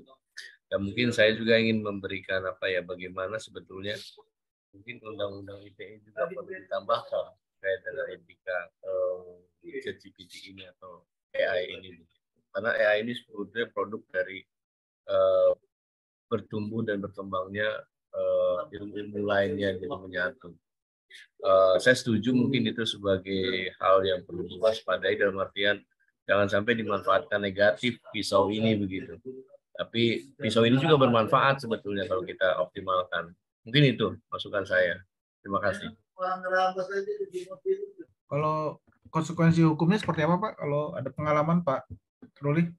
Kalau saya sendiri belum belum melihat. Mungkin nanti ahli hukum yang bisa melihat ya, karena saya hanya merasa kurang pas karena saya bukan ahli hukum. Tapi biasanya kan masalah ada etika ya, Pak ya. Efek jerah tidak mentah-mentah memanfaatkan itu begitu. Ya. Biasanya kalau di kita di dosen Pak ya, peneliti itu masalah hak cipta sih biasanya ya. Hak cipta itu kan dilindungi undang-undang ya Pak ya. Jadi concernnya biasanya ke sana. Jadi karena referensinya nggak akurat tadi ya, nggak disediakan dengan jelas dengan baik oleh ChatGPT. Jadi kita harus aware juga kalau jangan-jangan ini plagiarisme atau tidak. Walaupun tidak bisa serta-merta kita menyatakan bahwa ChatGPT ini pasti plagiat enggak seperti itu. Karena setelah kita cek pun kita deteksi ada yang bilang ya, ada yang bilang dari similarity juga penelitian tadi rendah. Ya. Jadi balik lagi tadi bagaimana kita menyikapi ini Pak. Saya setuju Pak Ruli. Tapi harus aware dari segi etika, dari segi isu hukum ya, terutama hak cipta tadi gitu ya. Itu kan konsekuensinya jelas gitu ya. Nah itu yang mungkin mengemuka ya untuk apalagi di dunia perguruan tinggi tadi ya gitu ya, perlu kebijakan yang tegas jelas gitu Bapak Ibu ya.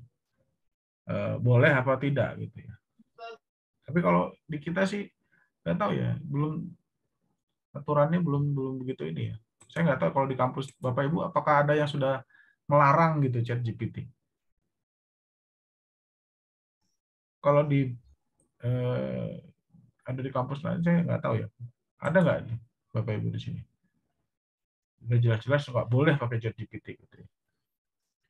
Atau ada yang boleh tapi asalkan dilarang Mas. Hah? Dilarang. Dilarang ya? Dilarang. Di mana Bu? Di UI udah dilarang Mas. Hah? Kalau ujian udah dilarang. Oh ujian, iya kalau ujian ya. Kalau di luar ujian kita nggak bisa kontrol soalnya.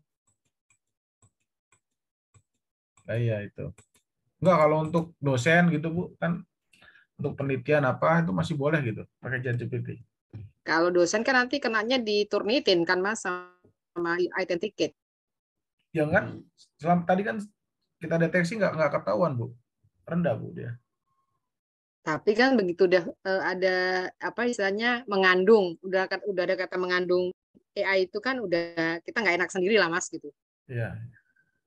Ya kembali ke kesadaran moral ya, maksudnya ke masing-masing. Bukan masalah prosentasenya, tapi ketika kita sudah ada kalimat sekian persen mengandung AI itu kan udah nggak enak juga gitu loh. Ya. Nah ya kalau tadi kita lihat kasus di luar itu bahkan bukan hanya ujian ya Bu. untuk seharian kuliah itu ada yang kampus itu membatasi untuk kerjaan tugas bahkan ya nggak boleh pakai ChatGPT. Misalnya untuk Ya, kalau itu akses dibatasi memang. Kalau di luar negeri dia ya, batasi. Karena mereka memang penilaiannya tergantung dari ISEE ya. Banyak kan tugasnya ISEE. Kalau kita ya. sih ya alhamdulillahnya karena kita masih pakai bahasa Indonesia ya untuk level S1 kan masih bahasa Indonesia. Jadi mereka untuk ChatGPT-nya masih banyak ngaco lah. Sebenarnya nggak juga loh Bu, bagus juga. Saya sering coba soalnya. Iya, tapi maksud saya sebagus-bagusnya itu Ya. apa ya tetap ada kita tahu lah nggak mungkin lah anak ini gitu misalnya gitu loh Mas apa sih kembali ke masing-masing orang ya kayaknya kok anak ini misalnya biasanya di kelas nggak aktif kok tiba-tiba dia bisa demikian bagus gitu ya kan kita bisa melihat dari situ Oh, juga ya jadi ke masing-masing individu ya gimana ya Mas ya kalau saya sih gitu ya melihatnya ya bukannya anti ChatGPT ya tapi ya kita berusaha membuat mereka dari sekolah itu apa maksud dari pendidikan karena masih pendidikan kan ya integritas lah kita ajarin gitu Mas. oh ya ya. Kalau itu wajib Bu, kalau integritas Bu. Nah makanya kalau kita lost nanti Iya. Nggak, yang saya soroti bukan ke situnya gitu. Kebijakan di universitasnya Bu, yang saya soroti tadi. Apakah universitas ini seperti apa sikapnya gitu. Kalau itu yang ujian tuh udah tegas ya Bu ya. Jadi udah ada mungkin surat edaran gitu ya. Kalau ujian tidak boleh gitu. Tapi kalau ujiannya online gimana Bu? kita semua hampir sebagian besar sekarang ganti ke tradisional ke offline Mas. Oh, offline ya, ya. Iya Offline. offline dengan tutup buku ya. Ya, ya. Mm. Karena Jadi sebagian kampus ya ada juga yang masih online ini. Saya ya lihat ada yang memang sih tapi ya itu tadi resiko ditanggung masing-masing dosen nantinya. masing-masing. Iya, iya, iya. Berarti belum semua ya kampus ya. Mungkin kalau Bapak Ibu yang lain ada pengalaman mungkin di kampusnya. Kalau Bu Dian dari mana Bu? Kalau boleh tahu. Saya dari Fakultas Ilmu Administrasi UI Mas. Oh di UI ya? Wah itu kemarin Iya kan ada webinar dari guru besar itu kan di UI ya. ya. Itu akhirnya gimana ya kesimpulannya? Saya lihat itu pas di Nah webinar itu ya masih. karena dari situ Mas justru keluar pelarangan itu Oh dari situ. dari ya Ya ya dari ya. situ Ya. karena memang sudah di dalam apa pertemuan dengan guru besar itu dijabarkan ya Hmm, potensi-potensi skripsi itu di hmm, mana, hmm. kemudian kalau karya ilmiah lain gimana. Jadi akhirnya untuk karena kita belum punya kalau di luar negeri kan mereka memang punya apa ya resource cukup besar untuk bisa menutup akses, kemudian Ya mereka ya. punya lagi artinya menciptakan lagi platform baru yang lebih artinya Hmm, orang nggak akan pakai ChatGPT lah jadi punya alternatif solusi kalau kita kan nggak punya ya jadi mau nggak mau ya kita pakai manual tadi ya tulis hmm. tangan lagi kemudian tertutup buku ya bisanya kembali ke sana sih Ya, sementara ini ya tradisional ya Bu ya. iya ya makanya jadi ini tradisional karena ya gitu tadi kita ya mau mau gimana memang kenyataannya kita belum seperti yang di luar ya dari sisi infrastruktur dan kecepatan untuk menyesuaikan dari sisi yang lain-lainnya Ya ya. ya ya. Ya, alhamdulillah sih udah ada aturan cepet aja itu udah lumayan gitu sih. Karena Oke. itu tadi ya, tadi saya Pak kayak Mas Darwan tadi bilang nggak usah dipakai ini aja tergantung ke masing-masing nih. Peluang untuk nyontek, peluang untuk ini tetap besar gitu loh. Ya, Apalagi dengan kehadiran ChatGPT gitu kan. ya. Itu semua kan kembali berpulang ke sana ya, masing-masing individu. Ya, Tapi menarik ya Bu. sekarang karena difasilitasi ini loh, ada teknologi kan berarti ada difasilitasi nih. Khawatirnya juga Betul, ya itu tadi. betul. Anak-anak itu semakin nggak apa ya, semakin ya sekarang ini kalau saya lihat tuh kurang awareness-nya kan semakin tambah kurang ya. Kita online aja udah beda ya, interaksi udah beda. Nanti semakin lama nih, kayaknya udah deh, kayaknya gurunya apa dosanya ChatGPT aja nih, kayaknya gitu loh Mas. Ada kekhawatiran ke sana itu. Ya gitulah. Ya habis gimana ya kalau nggak digituin ya gitulah. Iya, iya. Maaf ya Mas, saya off cam nih Mas. Oh iya, nggak apa-apa, Bu Dian. Makasih, Bu. Menarik, memang dicermati apa ya dinamisme eh, teknologi ChatGPT ini di Indonesia ini, terutama di lingkungan perguruan tinggi ya. Kemarin saya juga ngikutin Bu itu yang dari guru besar itu. Tapi belum kayaknya kemarin belum sampai pada kesimpulan gitu ya pas di forum, namanya webinar sih ya. Hanya share pengetahuan aja, sharing informasi. Baik, ada lagi Bapak Ibu mungkin? Boleh, Pak Darmawan, Ya, dengan siapa nih? dengan Bu Maya. Oh, Bu Maya, silakan Bu Maya. Kira-kira sampai batasan mana ya masalah integritas, kan ini tadi kembalinya ke integritas ya untuk menggunakan bantuan-bantuan AI seperti misalnya Grammarly itu kan kita kan terus terang masih punya banyak apa ya kelemahan ya dalam dalam grammar, apalagi dalam tulis menulis itu. Kira-kira apakah sama tidak berintegritasnya dengan Open AI ini? Open AI ChatGPT emang itu banget sih, saya juga udah nyoba. eh, Dia bisa bisa dalam juga gitu, tapi Bisa baiknya buat sih nggak skripsi kali ya Bu.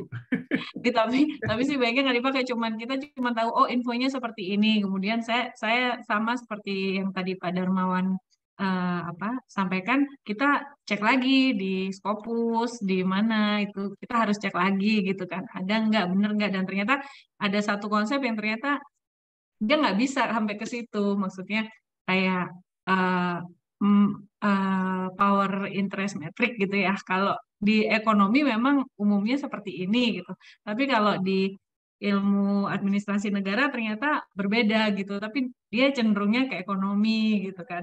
Itu kan harus kita kita apa namanya, kita cek and dicek lagi lah gitu kalau saya. Nah ini kalau misalnya kita pakai Grammarly gitu itu gimana? Atau tadi juga kan bisa ya translate, dia di situ juga cek grammar juga bisa, itu apakah itu juga termasuk nggak usah dipakai atau gimana gitu? Kalau menurut Pak Darmawan integritasnya sampai sejauh apa sih batasannya gitu?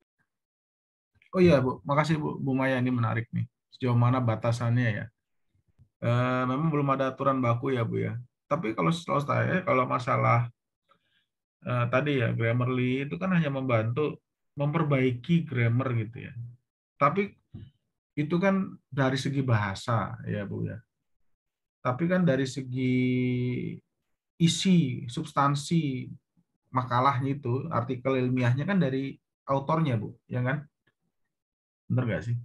Iya, berarti Jadi batasan kontribusi pengetahuan kan, kalau ilmiah itu kan artikel ilmiah kan kita memberikan kontribusi pengetahuan, ya kan? idenya ya.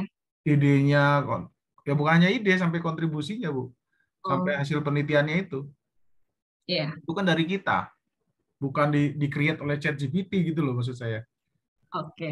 Iya, iya. Nah, masalah dia penyampaian dalam bahasa apa itu kan hanya masalah ini aja kan, komunikasinya aja gitu ya, supaya bisa dimengerti oleh orang luar. Jadi terpaksa kita, bukan terpaksa ya, kita harus pakai bahasa Inggris. Kalau di Indonesia pakai bahasa Indonesia. Itu kan masalah penyampaian aja kan, delivery-nya kan Bu. Jadi masih nggak apa-apa ya kalau misalnya pakai Kalau menurut Grammarly. saya sih nggak apa-apa, dan itu lazim ya menurut saya. Itu kan hanya Iya, tool untuk iya, mengimprove, makanya selama dia mengimprove ya kualitas daripada artikel kita, itu menurut saya sih sah-sah aja menurut saya.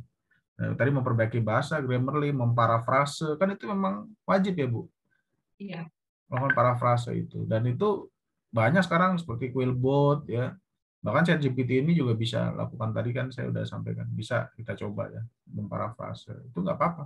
Nah yang celakanya kalau dari awal sampai akhir itu oleh ChatGPT Bu. iya.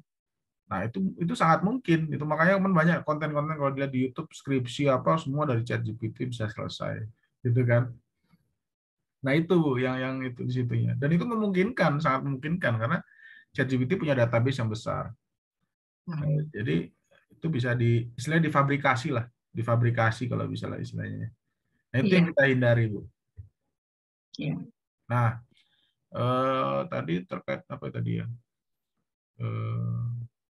Ya itu, bahkan di mana ya, di Elsevier, di Springer tadi Bu ya, iya, itu masih membolehkan pakai ChatGPT Bu, boleh, asalkan disampaikan dalam artikelnya disebut. bahwa saya menggunakan ChatGPT, itu nggak ada Iya, masalah. Elsevier pun boleh menggunakan, asal disampaikan bahwa kita transparan lah, jujur gitu ya, kita pakai ChatGPT. Karena apa? Karena apapun hasil penelitian itu kan melekat di autor penulisnya. ya kan? Kontribusi itu melekat di author. Jadi justru salah kalau kita nggak menyampaikan kalau kita menggunakan ChatGPT gitu. Kalau kita tidak menyampaikan itu yang keliru. Baik.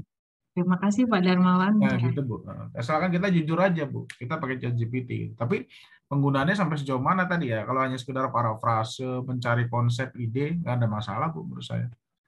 Justru fungsinya di situ kan, mencari ide-ide supaya tadi penelitian kita ya meningkat gitu loh. Jangan hanya istilahnya 4L lah ya, itu lagi yang diteliti gitu kan. Kan kebanyakan kan teman-teman menelitinya kan yang itu lagi gitu. Itu Bu menurut saya sih Bu, mungkin Bu. Makasih Pak. Mudah-mudahan membantu ya. Oke, ada lagi Bapak Ibu, sudah 20.37. Saya kira pertanyaan-pertanyaannya sih mirip-mirip nih di chat juga.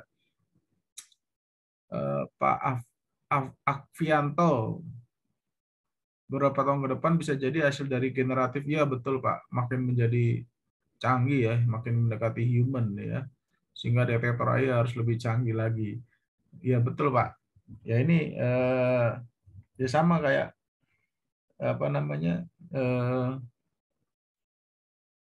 Turnitin tadi ya. Turnitin tadi kan dia bisa, nah metodenya kan dia similarity checker ya. Kira-kira nanti ke depan bukan hanya similarity checker, jadi mungkin harus meaning ya, maknanya yang dicek gitu ya. Jadi waduh agak sulit ya. Jadi memang kalau dari similarity mungkin nggak kelihatan ya kesamaan kata ya. Jadi harus ada metode yang lebih lain yang harus dikembangkan untuk detektor AI ini. Nah, kalau teman-teman biasa menggunakan, biasanya tahu lah ciri-ciri tadi yang saya sampaikan ya. Kalau manusia kan ya lebih dinamis ya dibanding mesin gitu. Jadi kalau banyak yang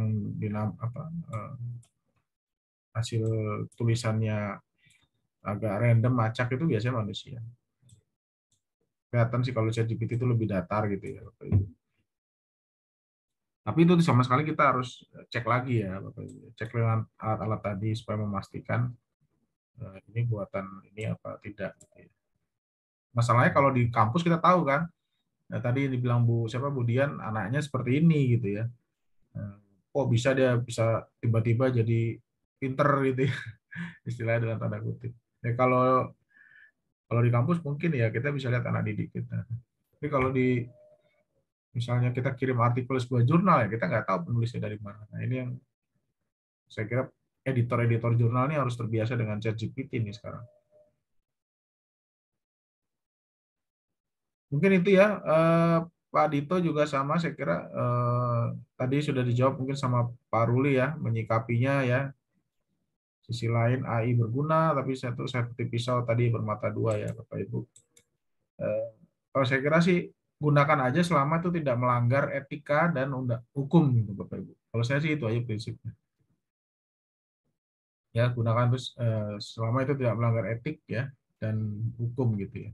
Dan perasaan moral kita tentunya ya. Ya etika tadi kan moral ya sebenarnya. Kayak tadi mengerjakan tugas pakai ChatGPT ya itu kan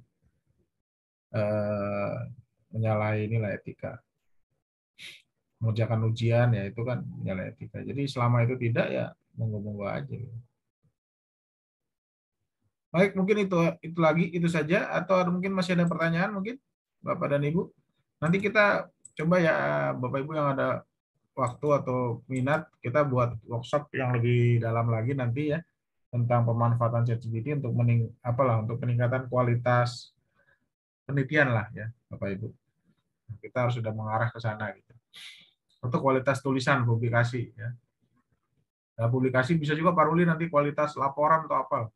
Jadi artikel lah maksudnya. Ya. Jadi kita bisa manfaatkan misalnya untuk mencari literatur dan sebagainya. Baik, mungkin itu aja dari saya.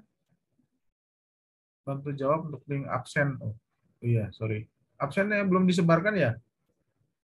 Oh, ini sudah Sudah Pak, sudah di absen. Sudah, monggo Bapak Ibu bisa mengisi link absen. Nanti Bapak Ibu ya kami bisa punya data Bapak Ibu, kita berikan informasi-informasi yang terbaru bermanfaat ya seputar dunia riset dan publikasi. karena sudah banyak juga peserta dari kami yang berhasil untuk publikasi ya, penelitiannya juga untuk mendapatkan hibah-hibah ya, dan bisa membantu Bapak Ibu yang mungkin jenjang karirnya sampai ke guru besar gitu ya. Tapi dengan cara yang benar gitu Bapak Ibu ya. Bukan sekarang yang banyak kan joki ilmiah gitu ya, atau dan sebagainya ya. Jadi seperti itu Bapak Ibu, mungkin dari saya mohon maaf kalau ada kekurangan, lebih kurangnya ya saya ucapkan terima kasih. Saya kembalikan ke Mbak Gita. Assalamualaikum warahmatullahi wabarakatuh.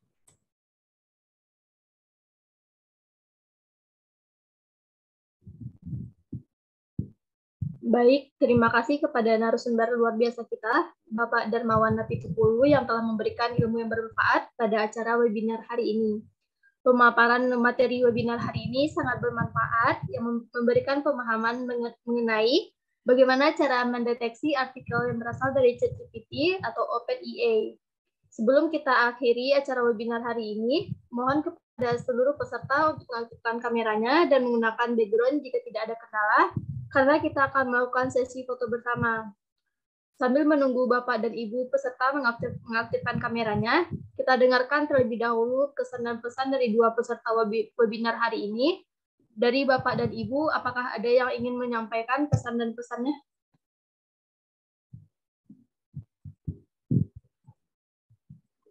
Oh, diminta ini Bapak Ibu kasih kesan dan pesan nih. Apa sajalah masukan ya. Monggo Bapak Ibu, siapa saja. Ini fotonya belum ya, nanti ya. Kita.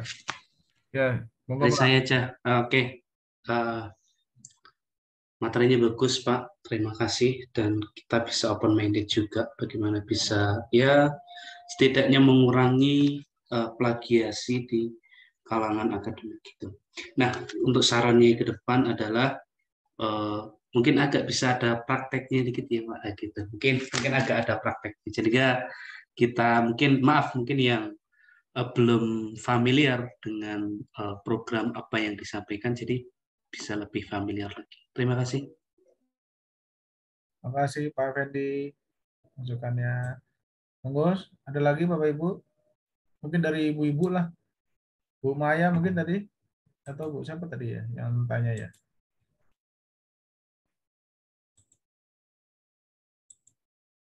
Monggo, silakan. Perwakilan dari ibu-ibu.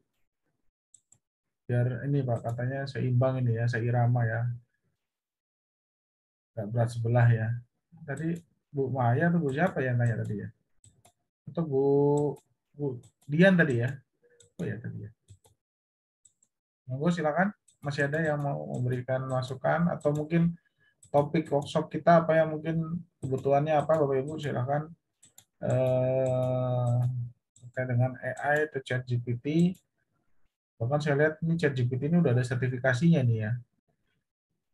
Pak Darmawan, kalau boleh usul karena kita tidak bisa terlepas dari ini ya Pak, mungkin pelatihan prompt-nya kali Pak, yang penting ya Pak untuk para periset. Prom ya, iya Bu. Oh itu nanti khusus ya berarti prom ini ya? Iya, karena itu kan, jadi kita tahu nih membatasinya, jadi dia nggak tersesat juga kan, mencarikan informasi yang pas gitu ya. Karena kan tergantung prompt dia. Bu, kuncinya di prompt Bu. Terus sekali. Iya, memang makanya kuncinya tergantung di prompt kan? Ya, setuju. Nah ini kan butuh, kalau kita periset kan juga butuh itu ya. Beda sama Google, pencarian Google kan kita bisa umum, kalau ini kan nggak, memang ada apa parameter-parameter. Ya. Baik, terima kasih Bu Dian. Silakan, udah kalau gitu. Oh, ini ada masukan dari Pak Afgianto, bisa install. Wah, luar biasa nih Pak ini. Masih banyak nih Pak Afgianto ya. Koleksi prom sampai 3.000 lebih. Oke, mantap ini. Baik, begitu mungkin itu Bapak Ibu. Silakan Pak Gita, mungkin ditutup saja atau foto bersama. Baik, kita akan masuk ke sesi foto bersama. Terdapat 3 slide dalam Zoom ini. Kita mulai dari slide 1. 1, 2, 3. slide 2. 1, 2, 3. Slide terakhir. 1, 2, 3. Demikianlah acara webinar mendeteksi artikel yang berasal dari ChatGPT OpenAI. Hari ini kami selaku panitia mengucapkan terima kasih kepada Bapak Darmawan Napitukulu yang telah berkenan memberikan ilmu kepada seluruh audiens hari ini. Kami juga mengucapkan terima kasih kepada seluruh peserta acara webinar hari ini atas kehadirannya. Saya Desgita Afifa Putri selaku Master of Ceremony pada hari ini. Mohon maaf apabila ada kesalahan, baik tutur kata maupun tindakan.